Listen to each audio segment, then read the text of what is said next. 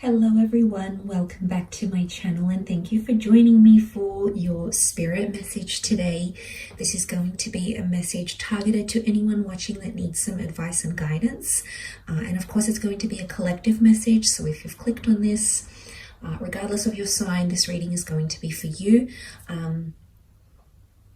So collective spirit message from the universe. So I just want you to sort of sit with your thoughts.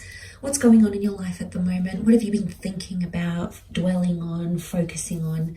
And we're going to see what the universe has in store for you. Maybe there could be some answers or some guidance into what you're looking into here. So just want to thank you again for joining. And if you were after a private reading, to please feel free to email me directly.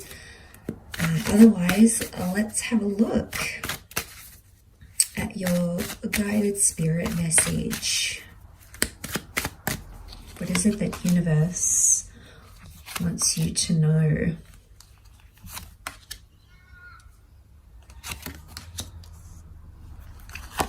Okay, let's kick it off with the Seven of Swords. Seven of Swords is a betrayal. It's doing things that are taboo or doing things that are wrong or perceived as wrong, taboo, frowned upon, doing something that you're not entirely proud of. So for some of you, you might be thinking about doing this or have done this. Swords point to air signs, so Gemini, Libra, Aquarius. We've got the Seven of Swords looking towards a collaboration or a partnership or relationship of some kind. So some of you might be doing something that goes against your values in terms of a friendship, partnership, or a romantic relationship.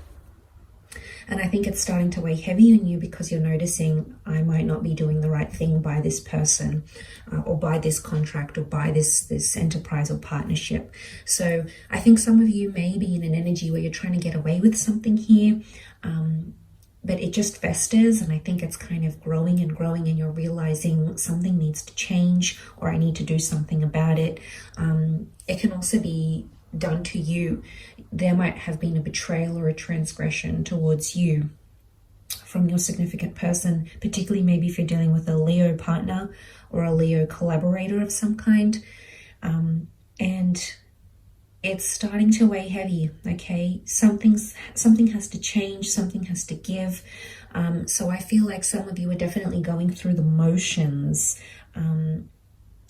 but I think there's a resolution that can come from this, and that may be a sign here. But look, the next card over is the partnership card. So I feel like there's a guided message about a collaboration or a partnership, an important meeting, conversation, or interview, or a relationship that's very much about to be the focus of your life, if it isn't already. It's a beautiful soulmate connection is what I'm seeing. So you're brought with a particular person for a reason. So this is fate, the universe, God bringing you to this person here, which is beautiful. So I think pay attention to the relationships, the people and networking connections and professions that are being made, because I think they are all to guide you. Okay, they are supposed to bring you into your power. It's a Leo energy. So connections, partnerships require initiative or are going to take precedence in your life around this time frame. It could also be an engagement or a partnership of some kind as well. It could be marriage here. There may be proposals coming up, absolutely. The next card over is the Death card, okay? A card of endings or something needing to end. In particular, in this first row, in this top row, there is very much this focus on things that are hidden in the closet. It's a Scorpio energy. Scorpio energy is private, it's hidden, it's things that are sort of behind closed doors, it's things that are underground, it's things that are in the dark rather than in the light. So definitely something about some secrets, things in the closet, coming out of the closet. There's something that you've maybe been suppressing, even if it is on a subconscious level. So you might not even be aware of it, but the universe is trying to bring this to your conscious side, okay? It's wanting you to realize and work through this. But look, it can be an old way of life dying. It can be major changes for a lot of you, or transforming your image, your persona, who you are in the world, how you present yourself. It can be terminating a contract, a relationship, and a lifestyle of sorts. But with that death, it's a transition period. So some of you might feel like you're a little bit in limbo, but you will come out of this. It will pass. You're just probably through the midst of it all, but this won't last forever. Nothing does. This moment shall too pass, and you will be able to reinvent yourself or close off a chapter, but at the same time, reopen it in a very beautiful way. This notion of, you know, these powers of like death and you know, this ace here, it's really telling me that you have to trust whatever is coming to an end in your life, or whatever you feel like you have to end or walk away from. It might not be permanent, might not be forever, but it might just be the best thing you ever did. So it will be wise to remember that as you come into your life and what's going on.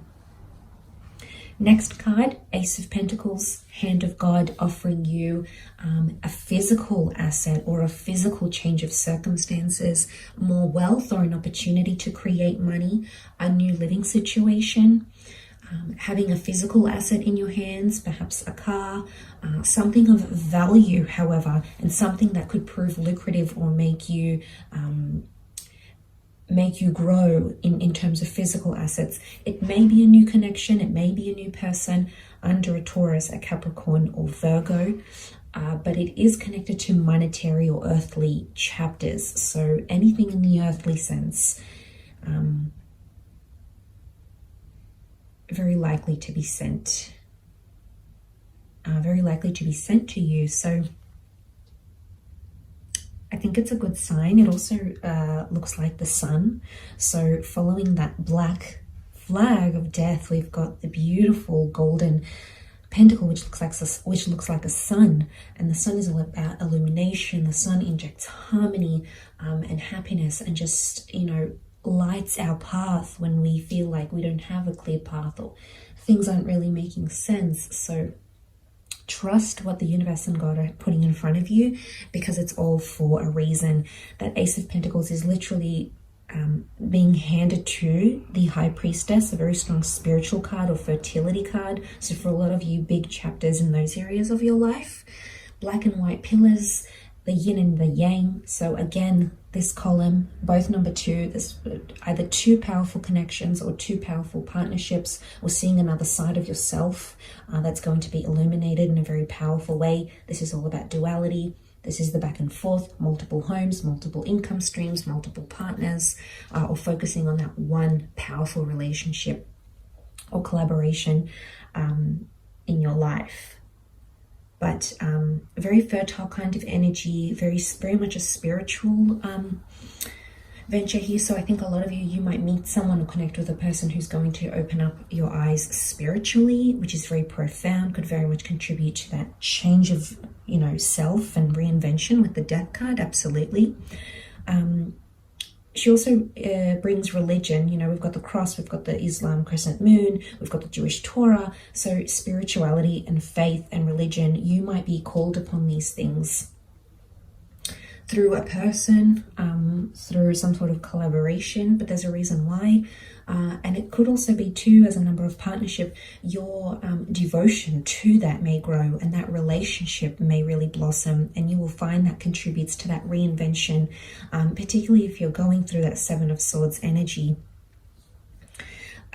It won't be unmet with criticism, I should say. 5 of Wands, disruption, disharmony, everyone having their own opinion, but everyone's figuring it out for themselves. And I think you need to remember that, especially in group environments. Could be like a family thing. There might be someone who disagrees with the way you're doing things, and they might be advising you on what to do, what's best for you, but really you have to stay true to yourself and what you want out of this life and out of this experience, because I think everyone's going to have their own opinion. Everyone's going to be so willing and so quick to judge others on what they're doing without looking internally, but they could be projecting. So look, if you're working in a group or a social vibe, or a group environment or a cohesive thing, this is a family group, this is a collective, you could see some disruptions in the collective, but this can be a good sign. The reason being is because people are starting to think more independently and are starting to think more for themselves rather than as a group, rather than being led and controlled. They're thinking more independently. So sometimes a healthy debate or discussion is necessary to see other sides you know, to have empathy, all of these sorts of things. So you might find that there's a bit of disruption here, or you might find you no longer gel with a social circle, a certain community, a certain family dynamic, a group or creative project. And that's okay, because notice how it's under the death card here. That's part of your disconnection or disassociation. So it's not all bad if you find that you're no longer vibing or connecting the same way as you once did in a certain setting. And sometimes we need a bit of independent thinking, or time to do our own research, or time to just reflect at what we really want, and just having a more objective view at things rather than subjective. So it might be that guided message that you needed to hear, and to help you on your journey here. So look, I hope this reading has been helpful. Of course, these are guided intuitive messages. I hope there's something here that has led you to this video and has helped you garner some answers here in this reading. So very much thank you for being here, and I hope you have enjoyed it. Thank you again. Bye for now.